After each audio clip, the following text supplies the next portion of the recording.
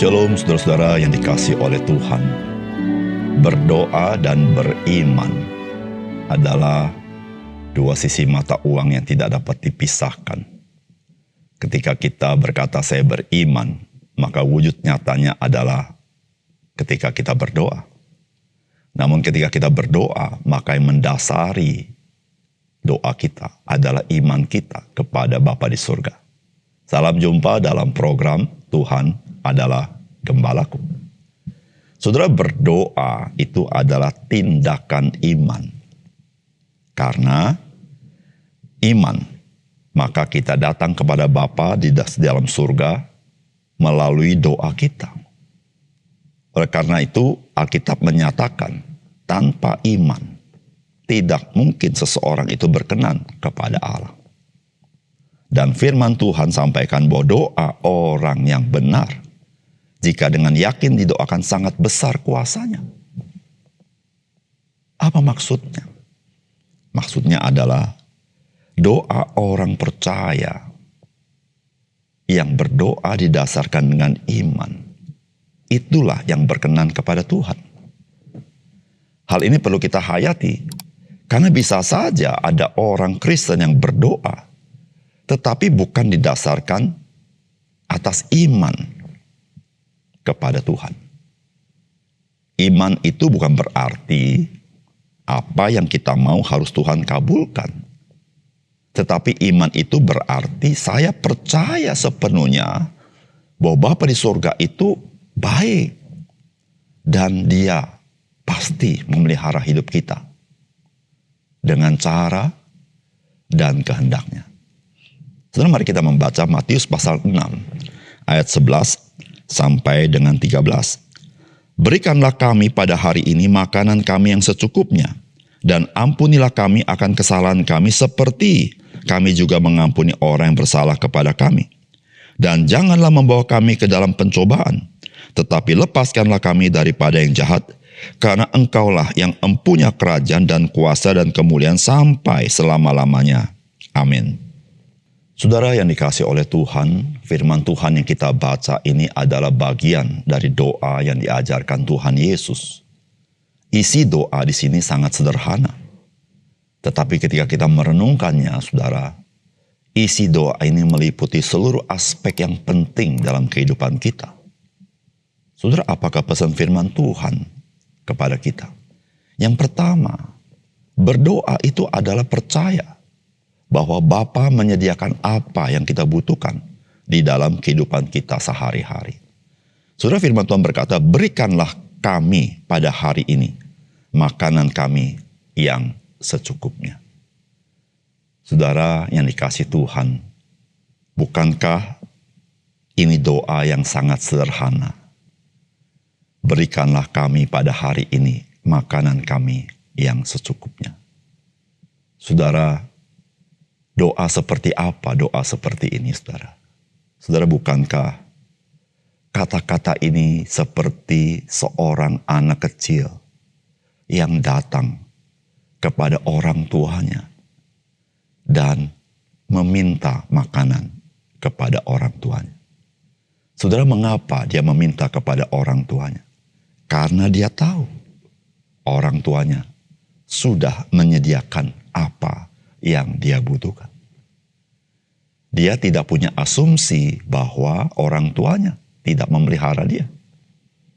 Tapi dia cukup berkata kepada orang tuanya, Mama, berikan saya hari ini makanan saya sehari-hari. Saudara, itu kata yang secukupnya itu artinya sehari-hari. Saudara, bukankah sederhana?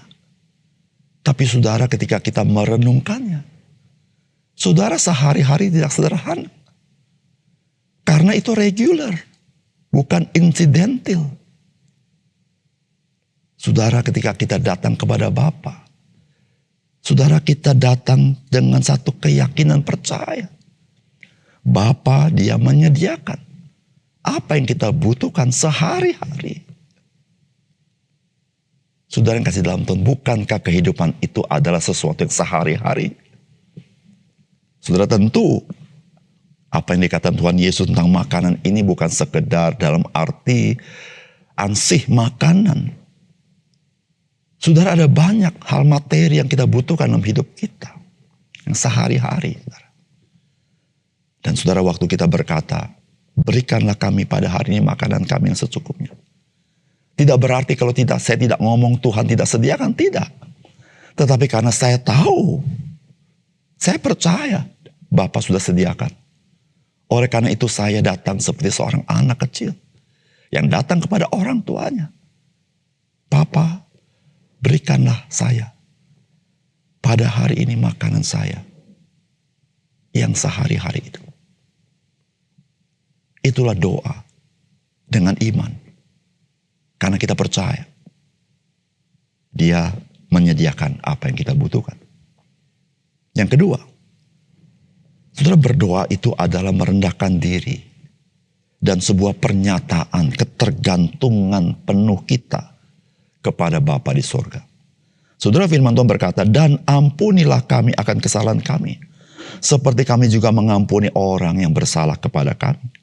Dan janganlah membawa kami ke dalam pencobaan, tetapi lepaskanlah kami daripada yang jahat. Saudara yang kasih dalam Tuhan, ketika kita datang kepada Bapa di surga, di dalam doa, saudara, sebetulnya kita datang dengan merendahkan diri. Itu yang Tuhan Yesus katakan, ampunilah kami akan kesalahan kami, seperti kami juga mengampuni orang yang bersalah kepada kami. Saudara, dalam dua kalimat yang penting ini, ada satu pesan yang sangat penting bagi kita. Kita merendahkan diri.